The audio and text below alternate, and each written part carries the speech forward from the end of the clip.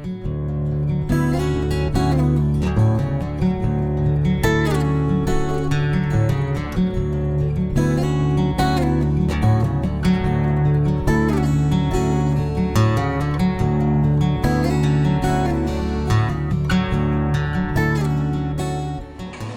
afternoon, everyone, and welcome to this service. Please be seated.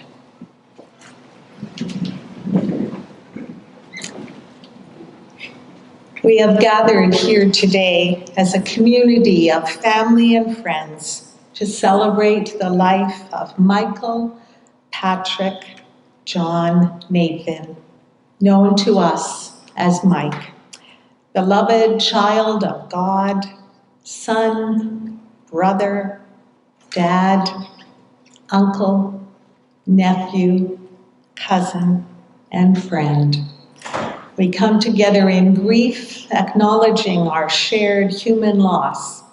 We come also with a sense of thanksgiving and gratitude for the gift of Mike's life and all the blessings we have received through it. Mike had wanted this occasion to be a music festival with bands and singing and lots of fun. Kate and the family weren't quite able to pull that festival off, however, but please know that this will be a time of celebration. There will be stories, photos, and memories of Mike shared. There will be wonderful music. There will be laughter and tears. And especially, there will be lots of love for Mike and all that he has meant to everyone here, love for each other, and love for Mike's family as we seek to surround them with our support, our strength, and our care. So I invite you to enter into this time in a spirit of celebration and gratitude. If it is your practice, please join me in prayer. Gracious God, giver of all life and love and hope, we come before you with thanksgiving this day for the gift of life. We come also recognizing death as part of life in our shared human journey. As we now feel the reality of parting with Mike, who was so loved here, we are grateful for the privilege of experiencing life with him. Be with us now, O God, as we celebrate Mike's life and claim your promise to be with us. Open our hearts to your great love and touch us with your healing spirit, that we might meet this and every loss in the knowledge of your grace and care. Guide us through this time together. Amen. And I would now like to call upon Kate Petrie, Mike's sister, to come forward and share the eulogy with us. Hello, everybody. I'm going to first read some words from my brother Ryan, who unfortunately couldn't be here today. And so these are his words. Mike was my brother, 2 years older. He experienced most things in life 2 years before me. When we were little, Mike was Superman and I was Batman. We would wrap our red and blue towels all around our shoulders and run to the beach at Good Spirit Lake.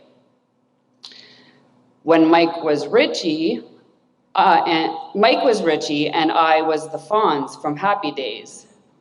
When we would ask our mom to slick our hair back after a bath. It was nice of him to let me be the Fonz. Richie was like 1/10 cooler. I don't know how to do that. So Mike was Luke Skywalker and I was Han Solo from the original Star Wars after our dad took us to see it in the theater. Mike had a Kawahara, and I had a Diamondback BMX. Mike and I played a lot of sports together. Sometimes we would just play catch and talk for hours, or play hockey as long as time and our parents would allow. Mike was a goaltender, and not a very good one. However, he had one year in particular where he got to shine. He played for the Regina Blues. They won their league, and Mike ended up in net during the playoffs when he was the backup goalie. He made saves that day that I still remember, and I am still proud of my older brother. Mike blazed a trail 2 years ahead of me in school. Not always the best trail, but a trail nonetheless. Every teacher knew who Michael Naphin was, to say the least, from getting the strap at St. Dominic Savio School in Regina, to smoking in the bathroom in high school at Sacred Heart in Yorkton. Mike managed to set a bad example almost every time. Despite his best efforts to sabotage himself, Mike did eventually earn a civil engineering degree. Mike very loosely managed the boathouse during the summers at Good Spirit Lake, spending most of his paid time listening to heavy metal, smoking cigarettes, or eating his daily burger, fries, and milkshake. He was a terrible employee. But our dad, by default, had no choice but to employ him year after year. We tormented the campgrounds at night and rode our bikes everywhere during the day. We went fishing, water skiing, golfing, and had fun running around the lake summer after summer. In our later years at the lake, Mike enjoyed being the captain of the boat and taking all the kids tubing or spending time at the sand dunes. I miss the days at the lake. Mike had a mullet. The first time mullets were cool. He wore high-top runners and heavy metal t-shirt and tight jeans in his teenage years. Mike had a lot of friends in high school and took full advantage of party time on the weekends. During his first year of driving, he managed to roll my dad's van, total his truck, and take blame for another one of my dad's cars getting completely ruined. A great start to his driving career. I have a memory of him driving too fast, passing me on the highway with a big smile and his arm out the window waving. Zero regard for safety, but very happy to see me. It's a good memory. Mike was one of the founding members of the Yorkton branch of Youth Parliament, an organization that collected donations door to door. The money would be put towards a trip to Ottawa so the kids could see the Parliament buildings. Youth Parliament caught on like wildfire, and a lot of kids started collecting donations, until it ended up in the local newspaper, warning the public of this scam. A lot of parties were funded by the Youth Parliament. No trips to Ottawa were ever made. Mike started struggling with mental health at the age of 19. Despite this challenge that he endured most of his life, he had a big heart and was always there for me when I needed him. He was my best friend, my sparring partner. He was 2 years bigger and stronger all the time, so I lost most of the sparring matches. He wore the title of Big Brother proudly and always had some advice. Not always correct advice, but he had advice. Way too much advice. Mike was the best at every job he ever did, and every boss he ever had was a jerk, including me when he helped me at the restaurant. This was a part of his mental health struggle. However, he was honestly instrumental in any success I ever had, from helping me deliver flyers door to door to the day-to-day operations. He was always there to help. He would eat chicken wings right out of the oven, never having patience to wait for them to cool off, and then, for some reason, stamp his foot when the wings were burning his mouth. We would laugh at him, he never learned, and would do it again. He loved surveying in the oil field and would tell stories of all the remote places he had been. He worked construction for stucco and plastering companies. He worked with cattle on farms. He spent time working in the oil rigs to finally Travs, where he was recently working in Morden, and really enjoyed.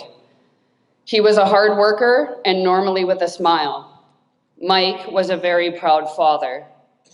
You could literally see the pride in his eyes. Bella and William made him beam.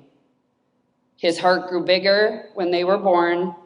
I know he loved his kids and Jackie very much. Mike was a proud member of our family and loved us all. He showed us all of that at the end. Mike was my brother, 2 years older. I can't believe he had to experience this part of life now. His heart, his real heart, grew too big. I will always miss him. I love you, Mike. So good afternoon, everybody. My name is Kate Petrie, and I am Mike's sister. I suppose a more fitting introduction would be that I am the self-proclaimed master of the universe's sister. I would like to thank all of you for joining us today to celebrate Mike and all he was. As I look around this room, I see all different forms of love.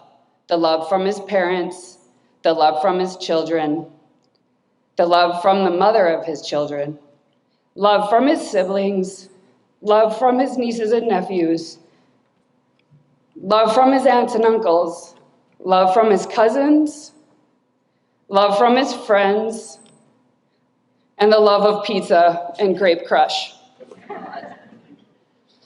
Mike loved love, and he would be so proud to see all the people who meant the most to him in one room.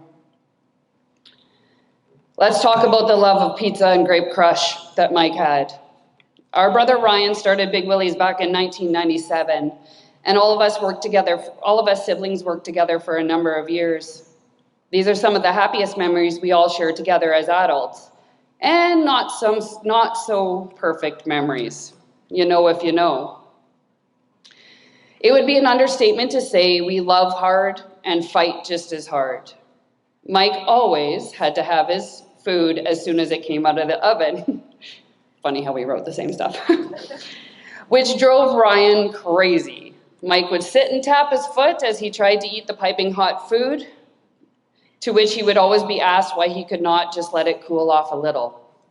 Maybe not in those words, but we won't repeat those kind words shared between brothers. 25 years later, and Mike would still have no shame in telling anyone he made the best pizza of all time. The truth is, his pizza was pretty damn good. But in true sister form, I never gave him the satisfaction of claiming that title. I mean, he already had Master of the Universe to his name. After Mike got sick 5 months ago, his love for grape crush hit a whole new level. He said it was the only thing that tasted right. He drank grape crush up and until his last days, sharing a cheers on the bed with my youngest daughter, Lily, who had also been in the hospital a few weeks ago. His humor was to ask her if she was trying to steal his thunder. While we're talking about food and drinks, I'll explain why my mom and I have maybe put on a couple extra pounds over the last 5 months. Mike had a way of getting us to buy milkshakes almost every time we were with him. He would look at you with those big blue eyes and simply say, "Milkshake?" I mean, how could you say no? Even if I so much as tried to say no, he would pull out the terminal card. Mike had no qualms about telling you or anyone else he was terminal. To some, this may seem unfair and maybe a little dark, but Mike had a way of saying it with humor. I still feel sorry for a few of those people at Mr. Mike's in Walmart in Winkler. In true Mike fashion, he loved to shock people with words that came out of his mouth. During the milkshake era, Mike came to love the milkshakes from Charlie B's. Many trips were taken to Winkler to have what I think were 5,000-calorie drinks, and would take the first sip and simply say, "Ah, that was worth it every time." Mike and I spent many hours and days together after he got sick. We talked about everything, and for some reason, Mike decided that one of his big brotherly duties was to get me to be more of a rebel. This started by me pretending to break him out of the hospital. Although already discharged, we snuck past the nurse's desk and hustled down the hall. I'm not a very good getaway person, as I slammed his wheelchair into the door frame with a loud bang. Nurses came out from everywhere to see what the noise was, to which Mike yelled, "Run!" Mom said the smile on our faces as we ran through the exit doors was just like when we were little. On one of the many trips to Charlie B's, I did Mike proud by dumpster diving for a wallet. It would have been real badass if it wasn't for it being our mother's wallet that she had just thrown in there with her garbage. But I still felt like a real rebel. On one of the last days that Mike was able to communicate with all of us, we were sitting in the hospital room when Mike said to Jackie, Mom, Isabella, William, and I, okay, seeing how I'm terminal, let's figure out how to rob a bank. I don't think we were all rebel enough to pull that one off. However, I was more of a rebel than Mike knew, for I used to sneak into his bedroom when we were young, steal his Guns N' Roses t-shirt, and listen to Talk Dirty to Me on his stereo.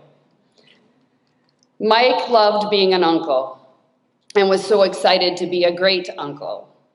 Emily and Hannah were born before Mike had any children. He spent hours with them and would get right down on their level. He would play with them and babysit whenever he could. They loved being with him, and he loved that they had no choice but to listen to him talk, and typically believed everything he said. There's a picture in the slideshow of Mike teaching Emily about bugs, and more specifically, ants. Mike pretended to eat an ant and threw it over his shoulder. Emily popped that ant right in her mouth and swallowed it. Many years back, we had built a playhouse for the girls. Mike was very talented when it came to stucco work and had done it for many years. We asked him to do the playhouse for us.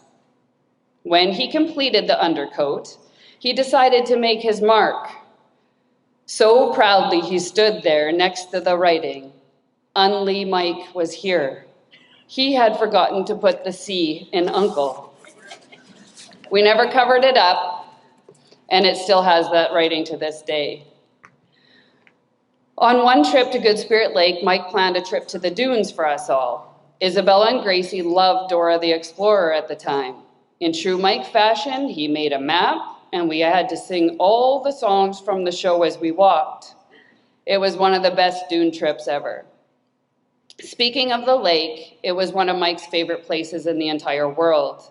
We spent all of our summers there and made the most amazing memories. Some of these memories, us 4 kids will not share with our parents in the room, but let's just say it's where Mike showed Ryan his first pack of smokes. It's where Mom bought him a white Speedo, and we all teased him about the penny on his bum when his suit was wet. It's where Greg and I went for our honeymoon, and Mike happened to be there. The 3 of us went fishing and hung out. Talk about taking chaperone to the next level. All jokes aside, this is where I want to touch on Mike's struggles with mental illness. It was on this trip that we brought Mike home and he went into the hospital for the second time. Although this in no way defines who my brother was, I feel it important to talk about the battle that we all fought with him. Many of you in the room helped Mike in one way or another. I want to extend our gratitude on behalf of our family. If it wasn't for Mike's struggles, he would have never ended up in Morden, working at Trav's, a job he truly loved. As a bartender, he was able to chat and bond with people all day and evening. He made some great friendships and said he really felt like he had made a home there. A few months ago, Mike proudly took Mom and I to Trav's.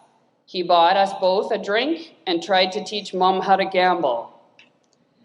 The pride on his face as he showed us the logo he designed for the apparel was pretty amazing. His favorite blue Trav's shirt is here on display. It was evident to Mom and I how many people cared for Mike as they all asked how he was and told him how much they loved and missed him. We saw for our own eyes that he really was the best bartender, as he had told us many times. While Mike was in the hospital this last time, we had the pleasure of meeting a few of his friends. It just so happened that it was all women who came to see him. After one of the visits, I was teasing him about all the ladies coming to see him, to which he said, with this exact hand gesture, "I am a fisherman. I reel in all the ladies." As I said before, Mike loved love, but his greatest love was for his children. Isabella and William, you meant the world to your dad. He loved you so hard and was so incredibly proud of you. His biggest smiles were when he was with you or talking about you. He loved you. He loved spending time with you, whether it was traveling, fishing, building Lego, watching movies, watching you dance, coaching your football team, flying kites on Garbage Hill, and cuddling. His love for you is beyond measure and will be with you forever. Jackie, I would like to thank you on behalf of our whole family. You stood by Mike during these last 5 months and showed us what unconditional love looks like. Mike was hard to love sometimes, and you know that better than most. So thank you for loving him and helping us give him the most beautiful send-off. To my parents,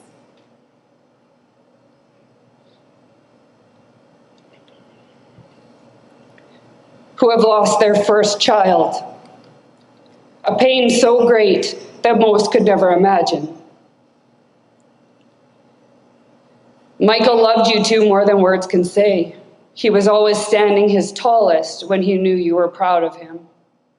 Dad, thank you for giving Mike the love and respect he needed and wanted, for the last-minute trips to the hospital and all the phone calls. He truly valued your opinion and thoughts on life.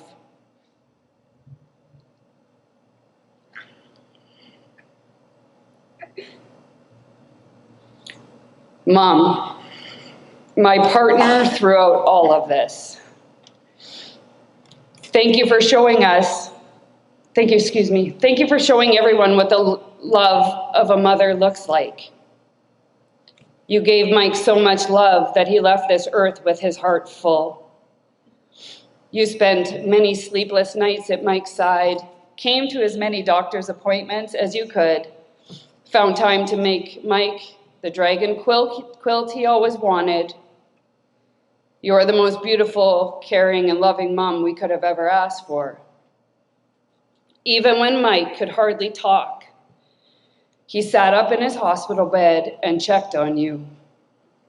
He asked me if you were okay. He was still looking out for you, and I have no doubt he always will. The last 5 months have been so incredibly beautiful and painful at the same time. My brother taught me so many things, from living life to the absolute fullest, to dealing with pain and anger gracefully, loving without conditions, forgiving and letting things go.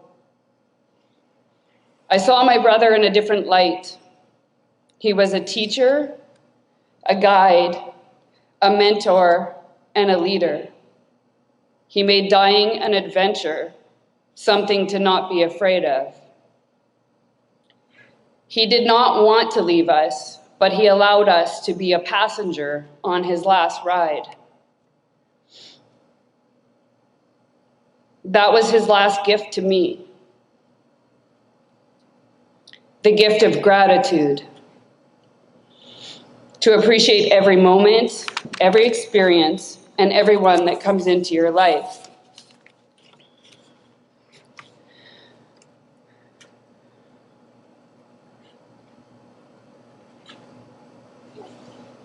I now have to learn to not live without him, but learn to live with his love in a different way. When I want to see him, I will close my eyes or look in my shadow when the sun shines. He will be there. I will sit with him and know he did not leave, that his soul is with me. I will look for him in the moments. And the last thing that I'm going to read is a poem that Jackie wrote a number of years ago, I think. And it goes like this.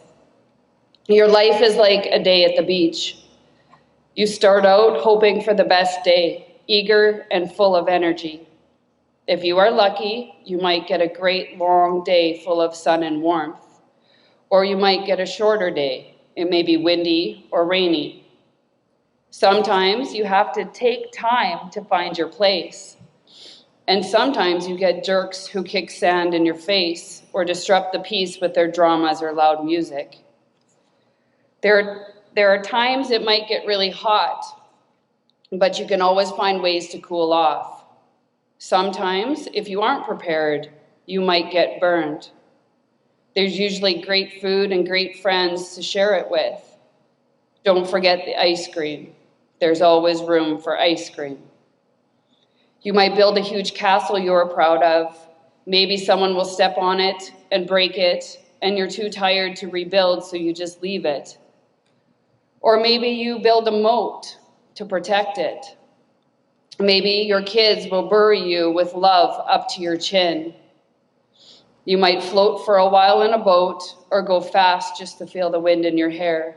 Heck, you may even do a little fishing or frog catching. You might just lay there and listen to all the wonderful sounds around you, like laughter, giggles, and your kids just enjoying their time with you. Sometimes you pack too much stuff to blow up, and you feel like it's too much work. But the kids love every toy to have to play, so you do it for them and clean it all up when it's time to go. At the end of a really great day, the sun sets on that day, and you pack it up and reflect on how beautiful that day really was, regardless of anything, because you were all together. What memories and stories will you leave behind? Thank you, Kate and Jackie, for those beautiful and heartfelt words. I would now invite Mike's daughter, Isabella, to come forward to share a tribute and some further words of remembrance. And Isabella will be followed by Mike's other sister, Rebecca, who will also share some words with us. Hi.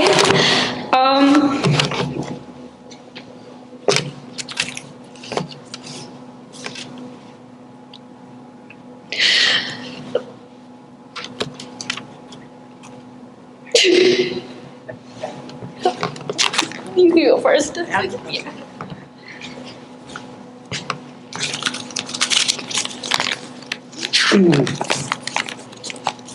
I swear it's not that long, it's just a big font. And I'll try not to be too redundant, but us siblings seem to have a few things in common with our writing. Thank you to everyone near and far who has taken the time to join us celebrating the life of Mike.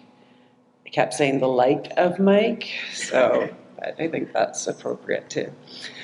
I would like to express my sincere condolences to everyone who knew my brother and to those who have reached out with support. We really appreciate it.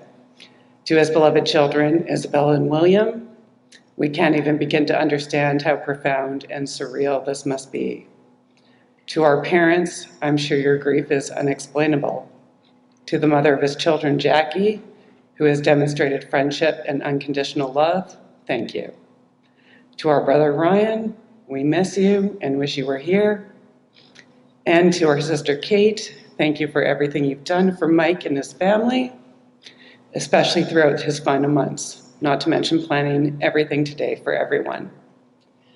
To say that Mike was a character is a bit of an understatement, and that's twice now that we've said that, I believe.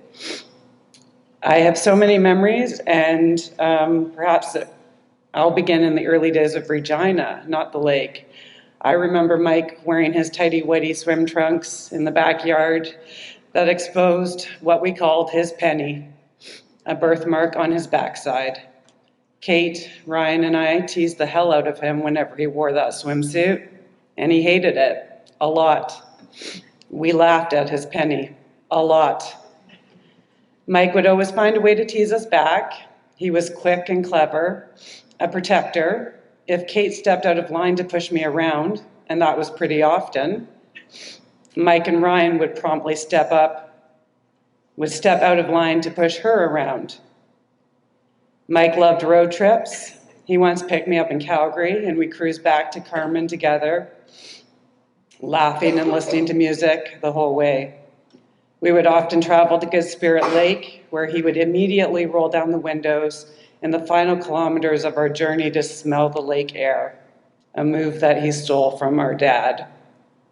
We would be tourists everywhere we traveled, posing for silly photos in the most mundane of places. But notable highlights were the Happy Rock in Gladstone, the Gopherville Ghost Town in Langenburg, Saskatchewan, and of course, pretending to puff down on the biggest smoking tobacco pipe in the world in St. Claude, Manitoba. We never proved if it worked though, but we wanted it to. At the lake, Mike would adventure until his heart was content. From picking up girls to partying with friends to fishing with Ryan to working at the boathouse for Dad. He loved the lake. He loved the dunes. He would run through the purple-tinted sand, bounding from pile to pile, whooping and hollering the whole way. He would call on the great spirit of Kitchi Manitou, and he always believed that the family boat, Bluefin, was actually his boat. He loved his dog, and although he wasn't too excited when I helped Jackie rescue Loki from Mark Morgan's farm without including him in on any discussion, but that dog quickly became his best friend. They loved escaping for time at Garbage Hill, and I do think it was an excuse for Mike to have a smoke away from the family home, but I think the real reason that he bonded with Loki was because the cat Bandit hated him. One day, late in Bandit's life, around the age of 18, Mike and Jackie took the cat to the vet. Mike thought, all right, today is the day. They were going to finally put his damn nemesis down. It turned out that Bandit was okay, and he was discharged to go home. As they left the clinic, an elderly woman stood by with an old cat in a kennel. Jackie spoke to the woman.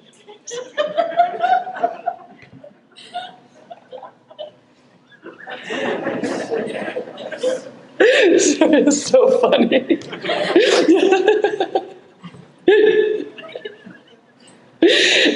Jackie asked her how old the cat was, and the woman replied, 25.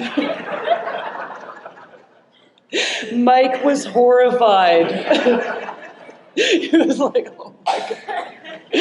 The potential for another 7 years with Bandit. Mike loved to cook, and although our mother provided us with the best Yorkshire pudding recipe, for some reason he still had canned Yorkshire pudding mix in his cupboard.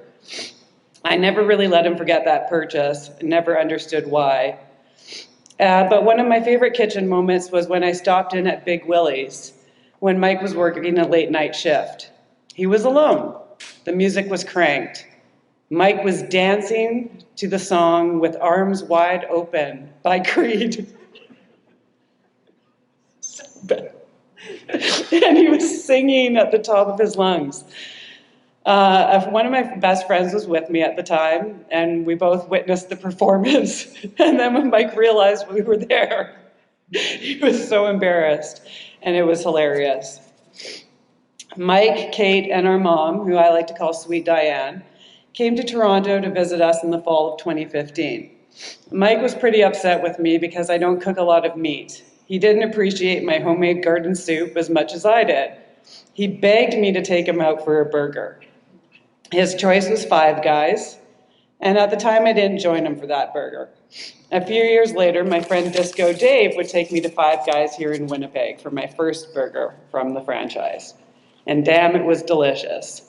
Mike was totally right, and I probably should have had that burger with him at the time. I probably needed it.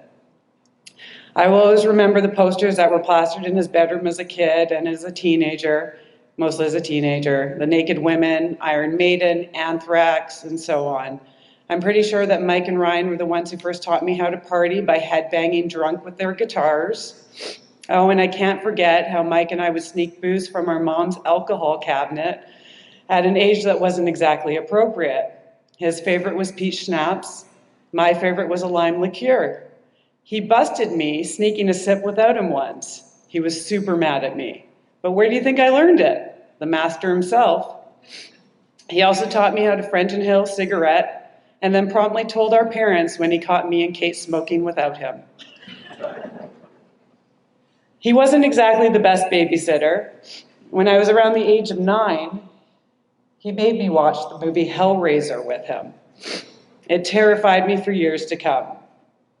Mike was a know-it-all, and after I'd worked for many years as a professional photographer, he advised me that he knew more about photography because he studied it in grade 8.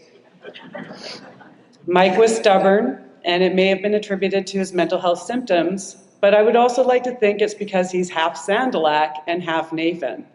I mean, let's face it, he came by it honestly. But when it came to his mental health, it wasn't easy for Mike.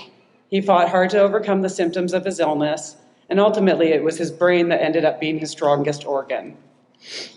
His daughter Isabella was the light of his life until William was born, and then that light doubled. He was so proud of their kindness, their ambition, their creativity, and their intelligence. He was in awe of Isabella's talents and courage to travel the world as an Irish dancer. He once teased me about my toddler son's long hair, not remembering that he rocked a mullet for many years. Of course, I also reminded him of William's luscious, curly, blonde toddler locks. And as you can see today, William is still rocking the locks, and I love it, and I know Mike did too. I will cherish the time when Mike, Jackie, and their children visited me and my baby Sean in Toronto around 2014. We went to Ripley's Aquarium and we had a blast. Mike and Jackie took their kids to Legoland and learned it wasn't much of a Legoland at all. But the most special moment was when Mike called my son Buddy, and William, who was about 5 years old at the time, became upset with his dad. Why? Because Mike always called William Buddy, and who the hell does his dad think he was calling this kid Sean his buddy? Well, although Mike made lots of buddies throughout his life, William, you will always be his number one buddy. I am fortunate that my children, Sean and Naphin, were able to spend time with Mike this summer, swimming at the Carmen pool, enjoying laughs, sharing the art of the snake bite. My son Sean's name is Gaelic for John, and Naphin is Gaelic for Nathan. My children will always carry a part of him with them. The night after Mike passed on, I was walking my dog in Toronto, and I heard an owl hoot. And I thought, no, that's just not possible. I never hear owls in this city. And then the owl hooted again. So I saw my neighbor, and she also heard the owl. And sure enough, again, it hooted. I said, it's a sign. And we laughed. And of course, I Googled the symbolism of an owl visiting.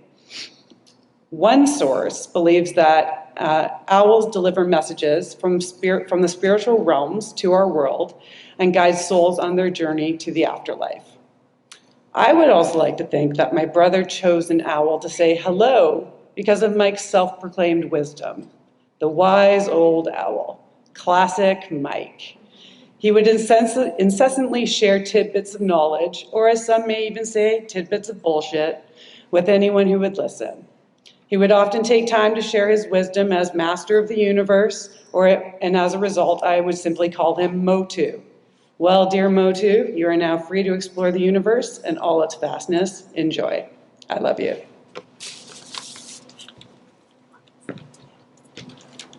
Sure. Okay.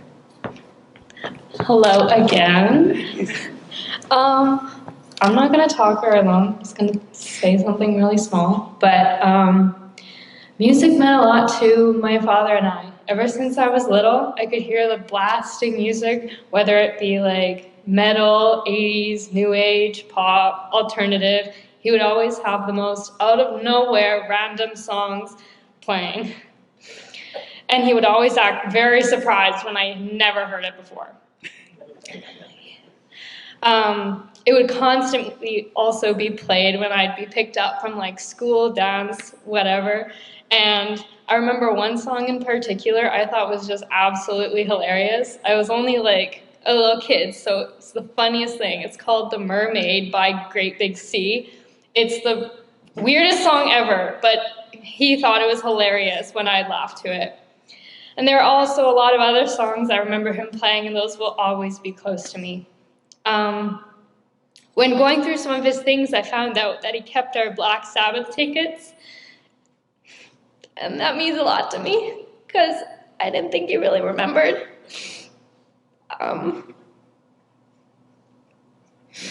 And at the time, I don't remember much, but I just remember going deaf in the theater. It was so loud. Even in the hospital room, we'd have music playing, and it's just sitting together and listening to music. That's what I really loved. I wish I was able to share more of my music with him, but I'll never forget any of those moments. So, yeah, that's all I want to say. I would invite Jackie to come forward, the mother of Mike's children, to share our scripture readings. And I know it's hard to do that after such a tribute has been shown. Diane, Kate, this is our daily reading.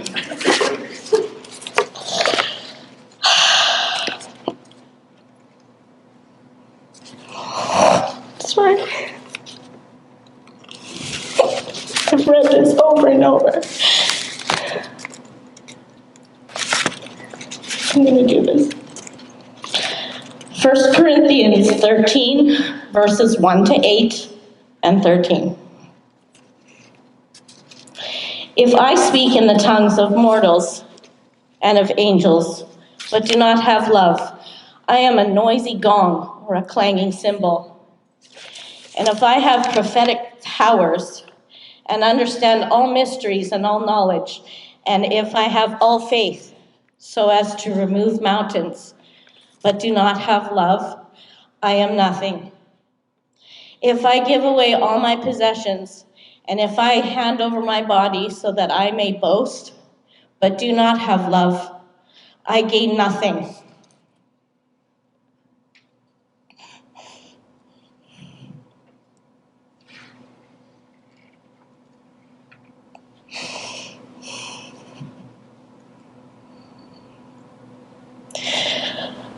Love is patient, love is kind.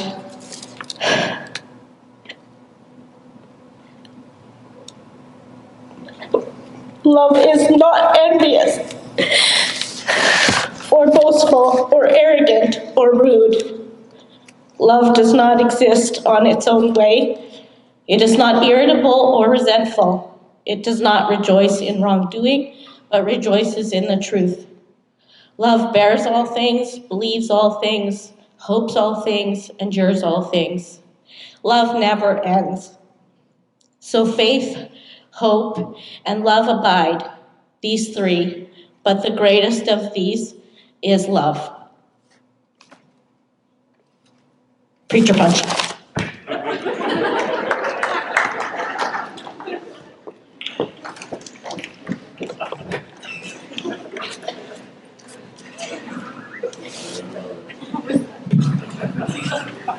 Not quite sure what that was at the end, but maybe kind of an in-family joke. We just heard those words. The greatest of these is love. Of all God's gifts to us, it is this one which surpasses them all. It was in love that God created us, each one unique and precious, blessed with our own special talents, personalities, and skills. It is through love that we are nurtured in life's journey as we share relationships of closeness and intimacy. And it is surrounded by love that we die, surrendering ourselves to that greater presence who leads us into the mystery of life beyond. Today we've gathered to acknowledge that one of God's human gifts of love to us, Mike, has died. The relationship that you shared with him as a family member or friend is no longer one that you will experience physically in this world, but one now based on memories held deep within your hearts. Mike's death brings with it a sense of loss, a loss that we call grief. Grief is the price we pay for love, someone once said, and we know how true that is.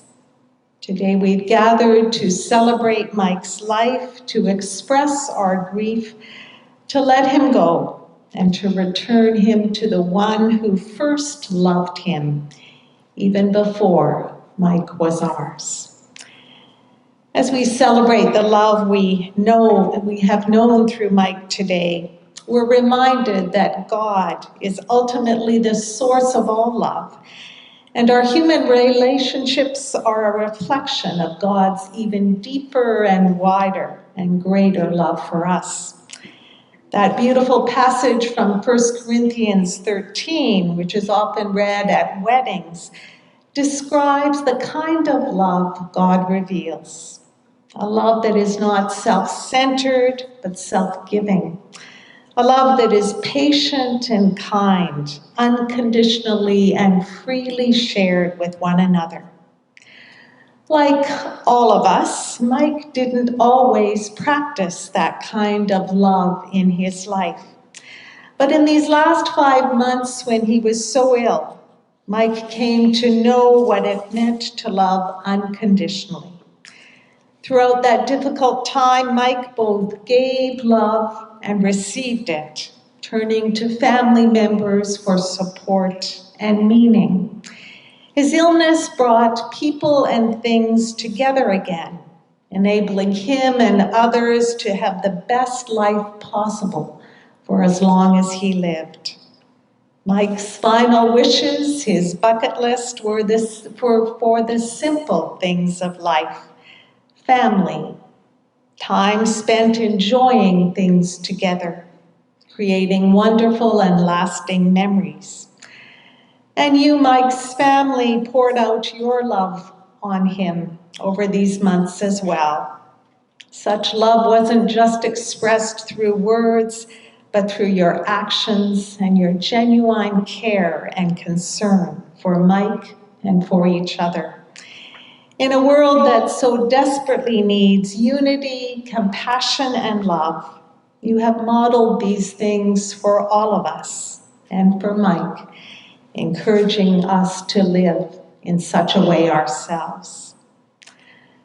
That love which Mike and the family reflected so well over these past few months gives us a glimpse of God's love. Love that never runs out, love that is overflowing and unconditional, divine love that is always and everywhere freely poured out for us. Today we entrust Mike to that love that is stronger and greater than anything we can ever possibly imagine. Grateful for the gift of Mike's life, drawing strength from one another, we trust that God's love continues to hold Mike now, even in death. Such love also offers us hope, for it is a love that has overcome death, a love that promises new life and new beginnings. This love enables us to continue on our human journeys, trusting that the one who is with us now will keep walking with us in this life and the life to come, blessing us with the gifts of faith and hope, and especially the greatest of them all, love. Thanks be to God. Amen. We come now to a time of prayer, offering thanksgiving for Mike's life and sharing prayers for his family.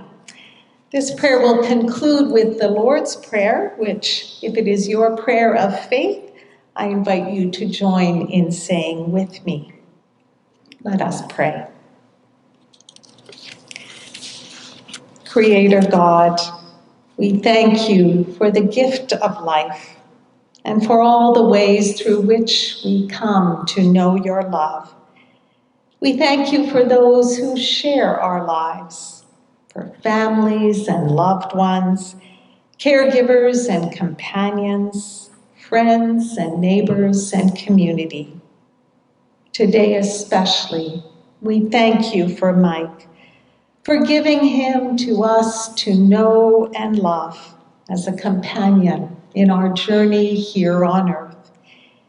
We thank you for his many gifts, his whimsical and imaginative spirit, his curiosity and openness to new adventures, his creativity and zest for living, and for all the love and laughter he shared with his loved ones. We thank you that the pain and suffering Mike experienced are over, and he is at peace. Comforting and caring God, we pray for the members of Mike's family and his friends in this time of grief. Bless them and hold them in your love. Heal their wounded hearts with your gifts of hope and new life and peace. Show us how to reach out and offer support to all who grieve, and give to those of us who remain in this life deeper gratitude for all your blessings of life and love. These and all our prayers we offer in the name of Christ, who taught us to pray together, saying, Our Father, who art in heaven, hallowed be thy name. Thy kingdom come, thy will be done on earth as it is in heaven. Give us this day our daily bread, and forgive us our trespasses, as we forgive them that trespass against us. And lead us not into temptation, but deliver us from evil. For thine is the kingdom, the power, and the glory, forever and ever. Amen. Just before the final prayer of commendation and blessing, I would like to, on behalf of the family, invite all of you to stay after the service for a time of visiting over supper, which will feature some of Mike's favorite foods, such as the grape crush we've heard about. The family will proceed out of the hall at the end of the service for a brief time, and we would ask you to please remain here. Anyone who's able to help set up tables and chairs is more than welcome to do so. And once the tables are up, we invite you to find a seat at one of them. The family will then join us and be seated at the reserved tables, at which time grace will be said and we will proceed with the meal. And also, in keeping with Mike's wishes for this to be a time of celebration, there will be a band playing at the Legion Hall directly behind us, starting at 8 p.m. You are all invited to join in that time of celebration as well.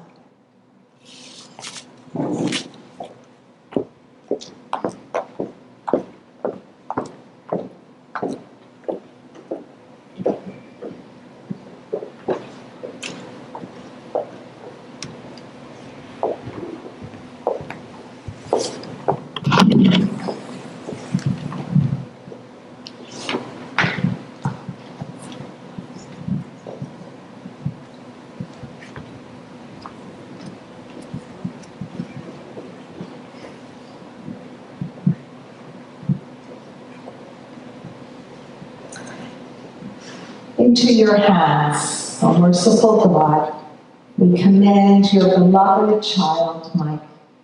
Acknowledge, we humbly pray, a sheep of your own fold, a lamb of your own flock, a son of your own redeeming.